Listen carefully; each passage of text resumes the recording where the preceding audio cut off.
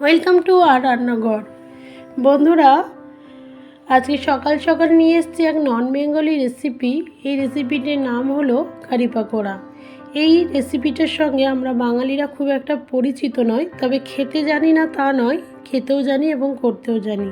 তাই আজকে শিখে নেওয়া যাক এই নন বেঙ্গলি রেসিপি কারি পাকোড়া। প্রথমে কি করলাম, প্রথমে 2 চামচ টক দই, বাড়িতে পাতা খাঁটি টক দই নিয়ে নিয়েছি। টক দইয়ের সাথে দিয়ে দিলাম পরিমাণ মতো প্রায় 4 চামচ বেসন। যে পরিমাণ আমরা গ্রেভি রাখতে চাই সেই পরিমাণের বেসন আর টক দই নিয়ে নিতে হবে। বেসন আর টক দই নেওয়ার পর আস্তে আস্তে অন্যান্য মিশ্রণগুলি দেব। দিলাম স্বাদ মতো লবণ, হাফ চামচ হলুদ গুঁড়ো,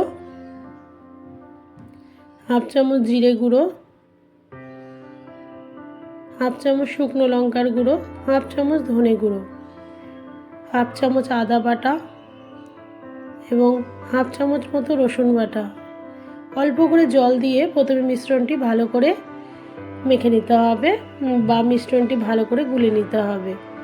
মিশ্রণটি খুব ভালো করে ফেটিয়ে নিতে হবে, কারণ যদি টক দইয়ের গোটা গোটা হয়ে থাকে তবে টেস্টটা খুব ভালো হবে না। যতটা পারবেন হাত দিয়ে হোক বা এই মেশিনের সাহায্যে হোক বা চামচে করে ভালো করে মিশ্রণটি একদম গুলে নিতে হবে। যখন মিশ্রণটি ভালোভাবে গুলে নেওয়া হয়ে যাবে তখন পরিমাণ মতো জল দেবেন। যতটা আপনি গ্রেভি রাখতে চান সেই অনুযায়ী জল দেবেন। জল দিয়ে আরও একটু ভালো করে মিশিয়ে নিলাম। এবার এটা সাইডে রেখে দিয়ে কড়াইয়ে সাদা তেল গরম করলাম। সেই সাদা তেলে 1 চামচ মেথি, একটা শুকনো লঙ্কা একটু হালকা করে ভেজে নিচ্ছি। তারপর দিয়ে দিলাম ছোটো সাইজের একটা পেঁয়াজ কুচি করে রেখেছিলাম। এবার এই পেঁয়াজ, মেথি আর শুকনো লঙ্কাটাই হালকা করে ভেজে নেব। খুব বেশি ভাজবো না, তাহলে মেথি কিন্তু তেতো হয়ে যাবে এবং পেঁয়াজও পুড়ে যাবে।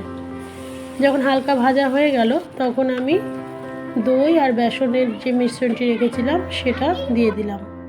এবার ভালো করে নাড়াচাড়া করতে হবে এবং ফুটিয়ে নিতে হবে। ভালো করে ফোটাতে হবে, কারণ না হলে টক দইয়ের একটা কাঁচা গন্ধ থেকে যাবে। মিশ্রণটি যখন ফুটে উঠবে দেখবেন মিশ্রণটি বেশ খানিকটা থকথকে হয়ে গেছে। দেখুন আমি নাড়ছি, বেশ ঘন হয়ে গেছে। এই মোমেন্টে আমাদের পাকোড়াগুলো তৈরি করে নিতে হবে। সেই জন্য আমি কড়াইটিকে নামিয়ে রেখেছি। এবার পাকোড়া তৈরি করার জন্য 2টো বড় সাইজের পেঁয়াজ কেটে নিয়েছি এবং 3টে কাঁচা লঙ্কা কুচি করে নিয়েছি। তারপর দিলাম কালো জিরে, স্বাদ মতো লবণ, হাফ চামচ হলুদ গুঁড়ো, হাফ চামচ জিরে গুঁড়ো, হাফ চামচ শুকনো লঙ্কার গুঁড়ো, হাফ চামচ রসুন বাটা, হাফ চামচ আদা বাটা, পরিমাণ মতো বেসন। এখানে আপনারা যতটা পেঁয়াজ নিয়েছেন সেই পরিমাণ মতো আন্দাজ করে বেসনটা নিয়ে নেবেন। বেসন আর পেঁয়াজ একসাথে মিশে গেলেই, বাইন্ডিং হলেই বুঝে নেবেন যে আর বেসন লাগবে না। একটু চেপে চেপে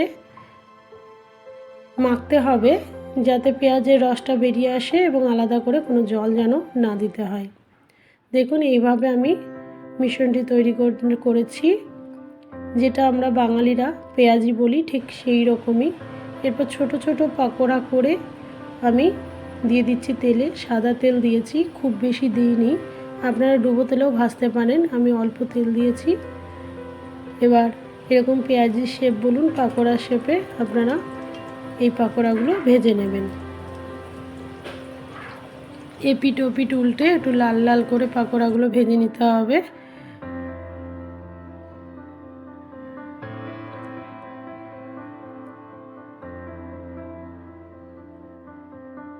পাকোড়াগুলো ভাজা হয়ে গেলে আমরা দেখুন প্রায় পাকোড়া ভাজা হয়ে গেছে। এবার বেসনের যে মিশ্রণটি, যেটাকে কারি বলছে, সেইটাকে আরও একটু আমি ফুটিয়ে নিচ্ছি, কারণ ঠান্ডা হয়ে গেছিলো। এবার যখন ফুটে উঠেছে তখন আমি এই পাকোড়াগুলো দিয়ে দিলাম। একে একে সমস্ত পাকোড়া দিয়ে দিলাম।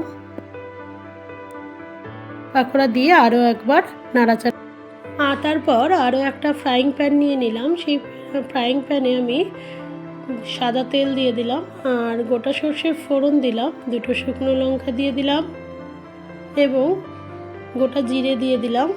ফোড়নটা একটু হালকা করে ভেজে নিচ্ছি, বেশি ভাজলে হবে না, তাহলে তেতো হয়ে যাবে। এবার এই ফোড়নটা উপর থেকে এই কারি পাকোড়ার মিশ্রণে ঢেলে দিলাম। এই মিশ্রণটি এবারে আরেকটু ভালো করে ফুটিয়ে নিতে হবে। আমাদের কারি পাকোড়া রেডি। আপনারা এইভাবে এই রেসিপি একবার করে দেখুন, শুধু ভাতের সাথে আর কিচ্ছু লাগবে না এবং এই রেসিপি খুব হেলদি এবং টেস্টি। আপনারা ব্যাঙ্গালোরের সাইডে কোনো সময় ডাক্তার দেখাতে বা বেড়াতে গেলে এই রেসিপিটার প্রচলন দেখতে পাবেন। একবার বাড়িতে করে দেখুন এবং আমার সাথে থাকুন। আপনারা আমার ডিশগুলো অন্যদের সঙ্গে শেয়ার করুন, লাইক করুন, কমেন্ট করুন। Thank you.